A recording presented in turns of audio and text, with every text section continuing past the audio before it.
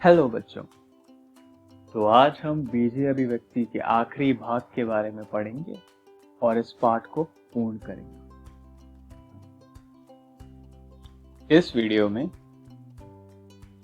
हम जानेंगे कि अभिव्यक्ति का मूल्य किस प्रकार प्राप्त किया जा सकता है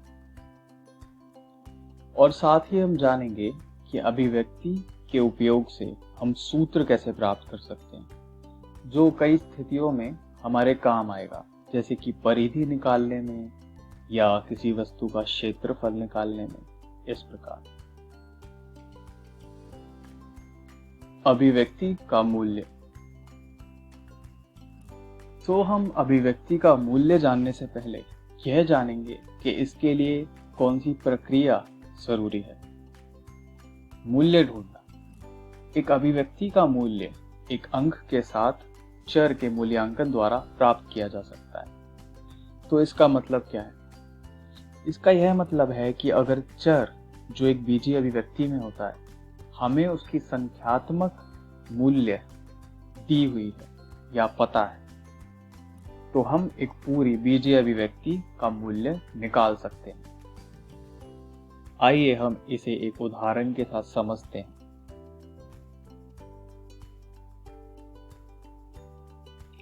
जैसे यह एक बीजीय अभिव्यक्ति हमें दी गई है 4x² माइनस 1/3x जमा 2।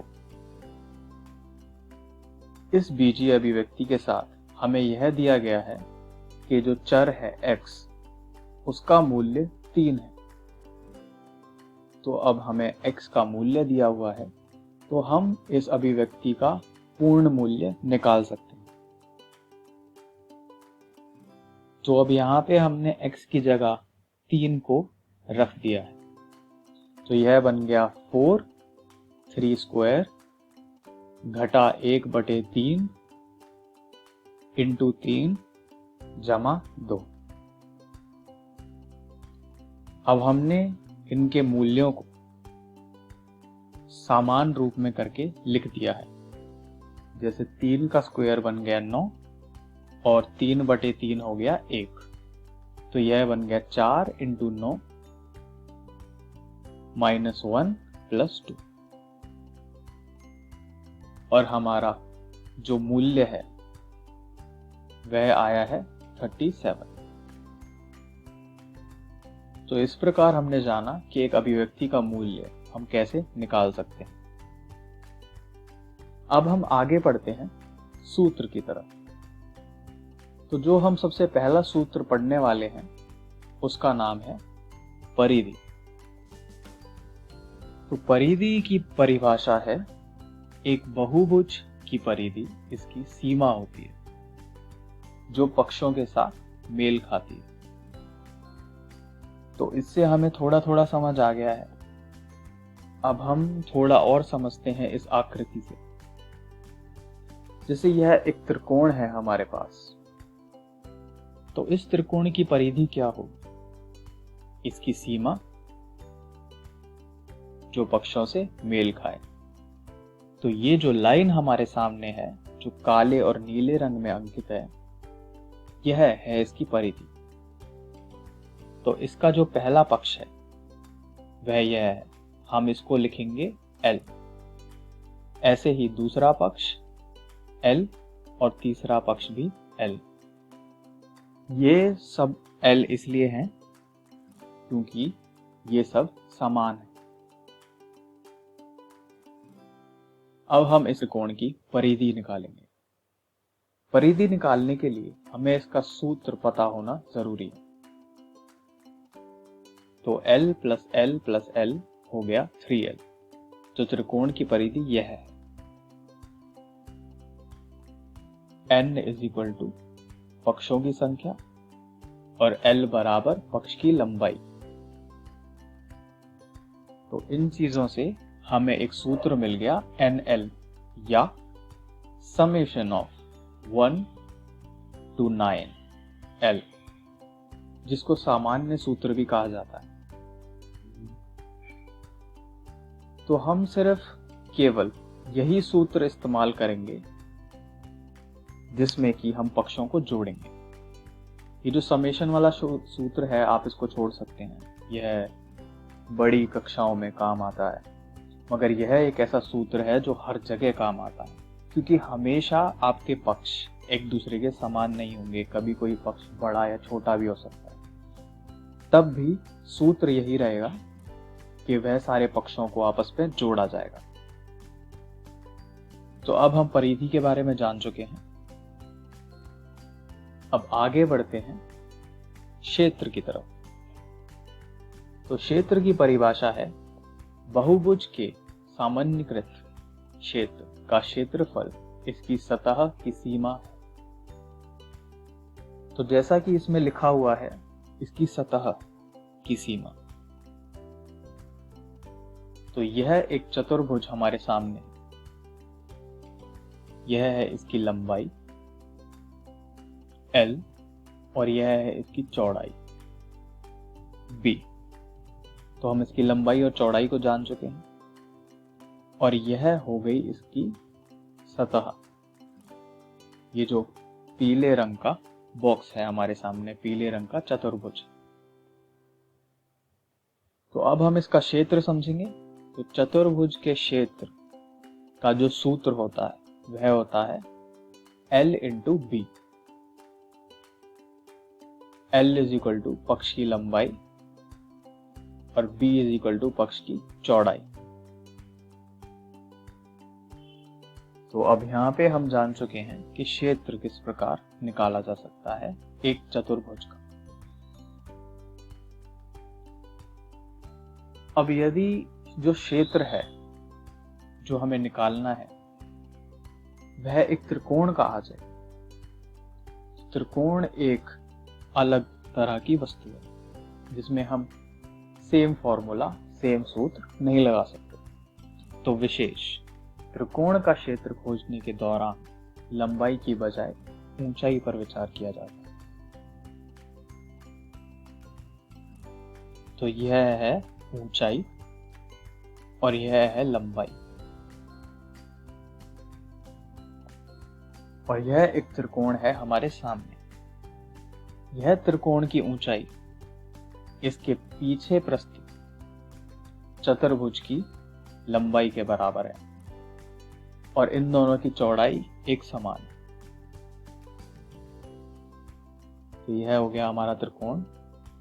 तो अब हम निकालेंगे त्रिकोण का क्षेत्र। अब क्योंकि ये त्रिकोण उस चतुर्भुज का आधा क्षेत्रफल है, इसी वजह से इसका सूत्र होगा 1/h into B.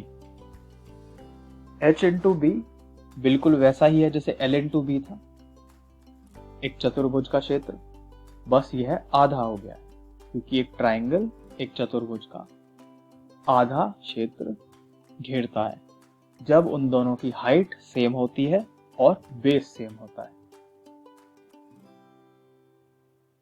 h is equal to पक्ष की ऊंचाई और b इज इक्वल टू पक्ष की चौड़ाई।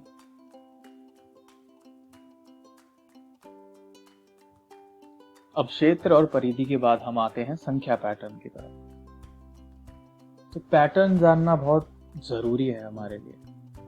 तो जैसे यह एक संख्या है हमारे सामने 1, तो अब हम जानेंगे कि एक संख्या के बाद क्या आता है। यह एक चीज है जो हमने अपनी छोटी कक्षा में भी सीखी थी, मगर हमें इसके लिए शब्द का नहीं पता था क्या शब्द होता है। उस शब्द को कहा जाता है सक्सेसर, और उसे हिंदी में कहा जाता है उत्तराधिकारी। तो संख्या 1 का उत्तराधिकारी हुआ 2, बिल्कुल सही। तो बच्चों बताओ अब 2 का उत्तराधिकारी कौन होगा? 3, बिल्कुल सही जवाब। तो हम देख सकते हैं कि प्राकृतिक संख्या में उत्तराधिकारी होता है एक संख्या उससे बड़ी, तो 1 2 3 4 n तक। तो एक नंबर के उत्तराधिकारी का सूत्र है n+1। अब हम दूसरा सूत्र जानेंगे। जो कि है सम संख्या और विषम संख्या। तो सबसे पहले हम जानेंगे सम संख्या के लिए फॉर्मूला। तो सम संख्या होती क्या है? सम संख्या को इवन नंबर कहा जाता है इंग्लिश में। तो इवन नंबर होते हैं जो 2 से डिविजिबल होते हैं, जिनको 2 से डिवाइड कर सकते हैं। इसका सूत्र है 2n। तो सबसे पहला नंबर है 0, दूसरा नंबर है 2 और तीसरा नंबर हुआ 4। अब हम पढ़ते हैं विषम संख्या की तरफ। तो विषम संख्या का सूत्र है 2n+1, यानी कि एक सम संख्या से ज्यादा।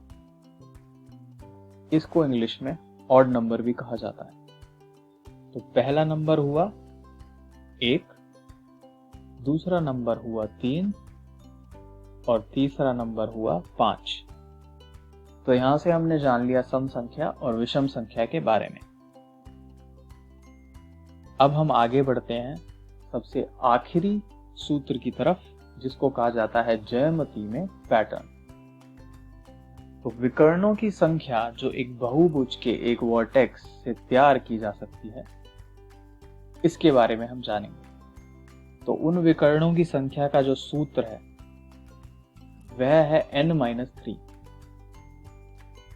जिसमें n होता है कि उसमें कितने पक्ष। अब हम इसको जानेंगे एक उदाहरण के साथ। तो विकर्ण खोजना, मान लेते हैं a एक बहुभुज की वर्टेक्स है और पक्षों की संख्या है n। तो यह एक चतुर्भुज है हमारे सामने। तो ये इसकी एक वर्टेक्स है जिसका हमने नाम रख दिया a। तो अब a से हम कितने विकर्ण बना सकते हैं? सिर्फ एक।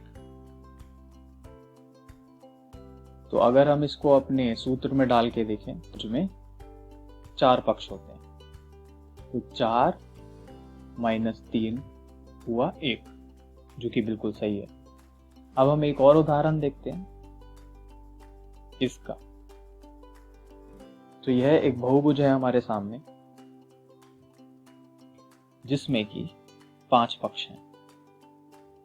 तो इसमें भी हम एक वर्टेक्स ले लेते हैं जिसका नाम रखते हैं a। तो फॉर्मूले के हिसाब से 5 - 3, तो इसके 2 वर्टेक्स आने चाहिए। तो देखते हैं बना के। एक वर्टेक्स ये रहा और एक ये रहा, बिल्कुल सही।